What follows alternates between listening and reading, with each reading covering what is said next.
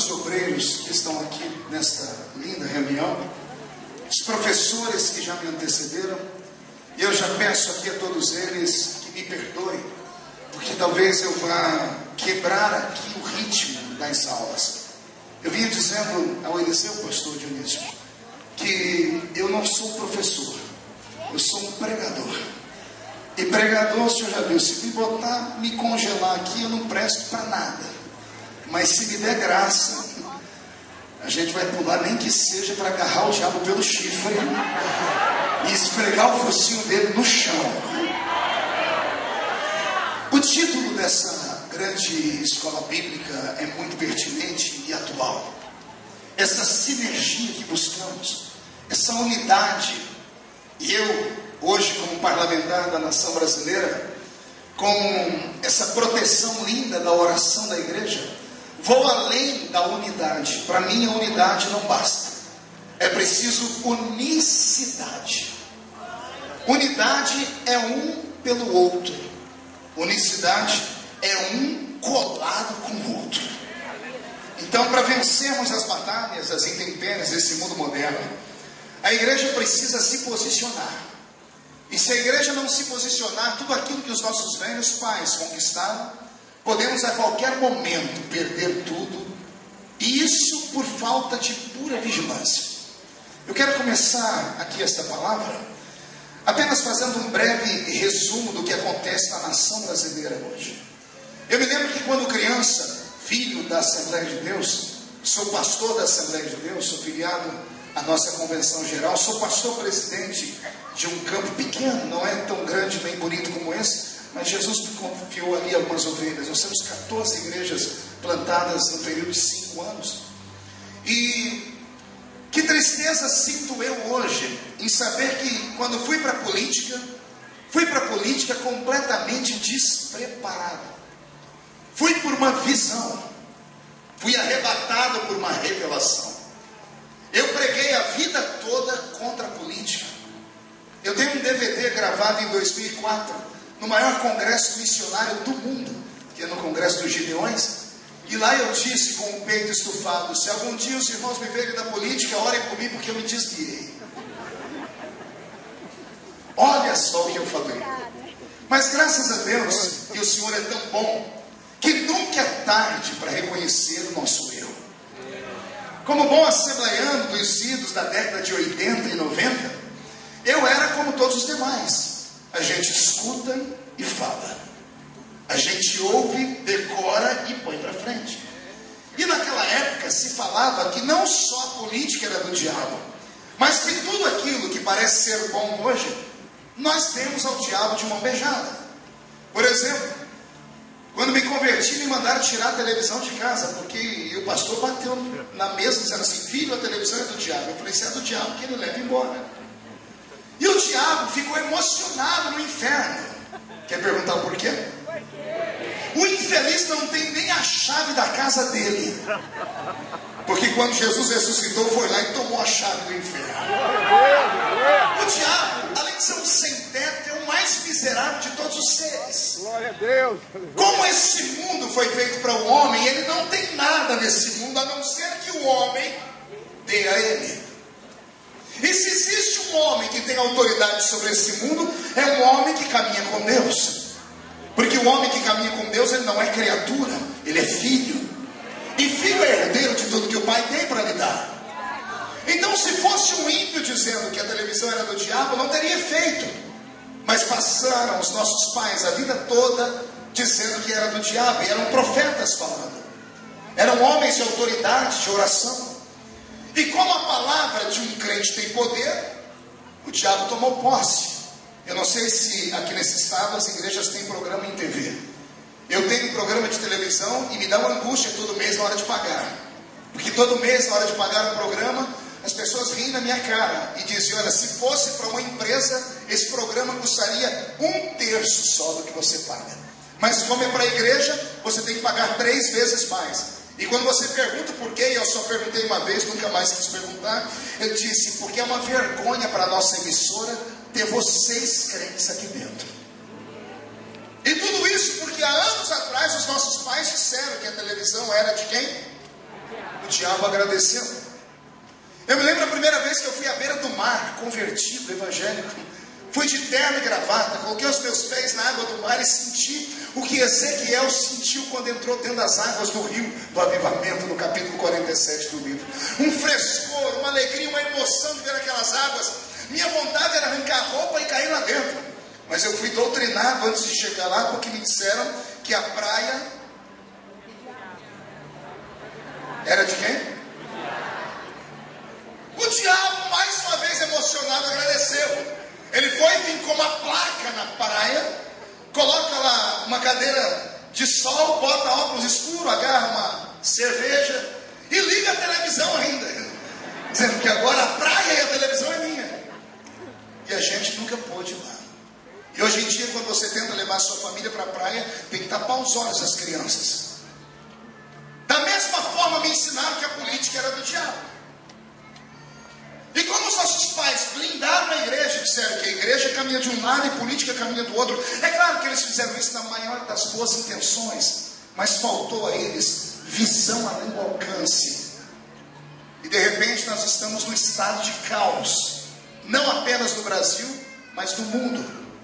Porque as forças que regem o mundo político universal são orquestradas por um grupo de homens e mulheres que sequer conhecem Deus. E a ordem não vem do governo federal para cá, a ordem vem lá de cima, da ONU para cá. E a política mundial hoje é dominada, com raríssimas exceções de governos que não sei se porque temem a Deus ou porque querem fazer diferença, contraponto, colocam um pé no freio do que é chamado de progressismo. Quisera eu ter conhecido isso antes. Em 2010, pastor Dionísio, quando eu me candidatei a deputado federal, eu sofri retaliação não só da minha família, mas da minha igreja, do meu estado e boa parte do mundo. Os crentes diziam, vamos perder um pregador. Porque em outros tempos havia acontecido isso. A igreja elegeu alguns homens que eram do púlpito para a política e a maioria deles não conseguiram equalizar e nem colocar um pé na política e um pé na sua fé. Tiveram que escolher e optaram mais pela política do que pela fé. Eu entendo a carência que a igreja tinha naquele momento e não queriam me apoiar para que eu fosse candidato a deputado federal. Mas Deus me deu um sonho e uma visão. E eu ainda acredito que Deus fala com o homem através de sonhos e visões. Eu não estou pregando aqui só para uma plateia que veio a uma escola bíblica nessa tarde. Eu falo com homens e mulheres que o próprio Deus plantou um sonho dentro deles. E esse sonho, por mais mirabolante que seja, por mais louco que seja, vai acontecer, vai se cumprir. E é claro que não vai se cumprir apenas porque Deus quer, porque num tempo da graça Deus não age. Deus agia na época da lei, Ele deixou escrito, operando eu, agindo eu, quem me impedirá? Quando atravessamos a época da lei para a época da graça, Deus foi impedido de agir. Porque Ele deu ao homem a livre escolha e a liberdade de tomar conta do seu destino. Todavia, no Novo Testamento, Deus, embora não haja, Ele pode reagir. Se no Velho Testamento Ele agia interferindo, no Novo Ele não interfere mais. Mas se Ele não pode agir, Ele pode reagir desde que você haja. O primeiro passo tem que ser seu. O sonho se está dentro de você. E você ficar andando no meio dessas pessoas, congregando ao lado de pessoas que são verdadeiros coveiros espirituais. Pessoas que nunca conseguiram seus sonhos e quando vem você sonhar querem abrir uma cova e enterrar o seu sonho junto. Se você for um desses que parece que tem um espírito de piolho, sabe o que é um piolho, né?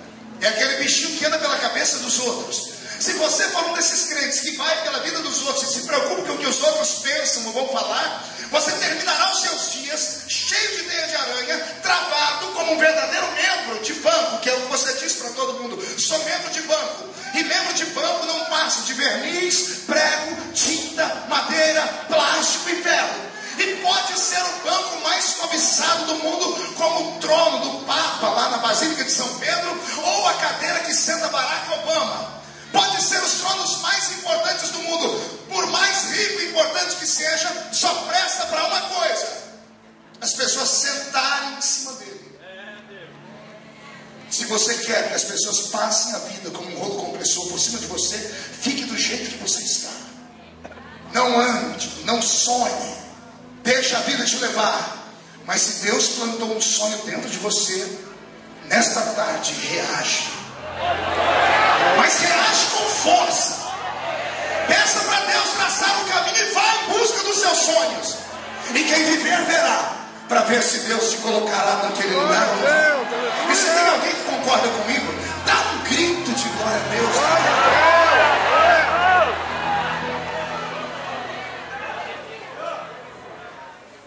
Me elegi com 212 mil votos. O 12º deputado mais votado de São Paulo. E o segundo evangélico mais votado do Brasil. Perdi só para Antônio Garotinho, que também disputar com ele é covardia. Foi candidato a presidente da República, governador. Então eu entendo que Deus havia me levado para aquele lugar. Coloquei os pés dentro de Brasília. Sentei naquele plenário gigante e disse: o que eu estou fazendo aqui? Eu conheço Bíblia. Eu li a Bíblia mais de 30 vezes. Eu preguei o Evangelho e prego ainda desde os 13 anos de idade. Eu tenho 41 anos. Talvez tenha sido o evangelista nacional que mais viajou o mundo.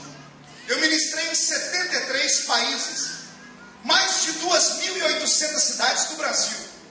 Então eu entendo disso aqui. Eu entendo de fé. E eu sei do que Deus é capaz de fazer. Mas agora Deus me leva para dentro de um cenário completamente diferente. E eu entro dentro de uma sala. Imagine você que mal sabe falar o português, entrar dentro de uma sala onde todo mundo conversa chinês. Foi assim que eu me senti. E eu acho que essa é a dificuldade de quase todos os parlamentares de primeiro mandato. A diferença é que, como Deus me levou para aquele lugar, eu comecei a orar. E eu disse: eu quero entender o que eu estou fazendo aqui.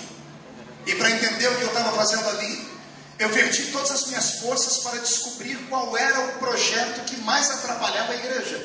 Porque o Brasil inteiro só conhece um projeto: PL 122. Os crentes sabem de cor, né? A lei da homofobia. Pois bem, quando eu cheguei em Brasília e pedi para a minha assessoria levantar os projetos que ferem a igreja, eu descobri mais de 1000 projetos.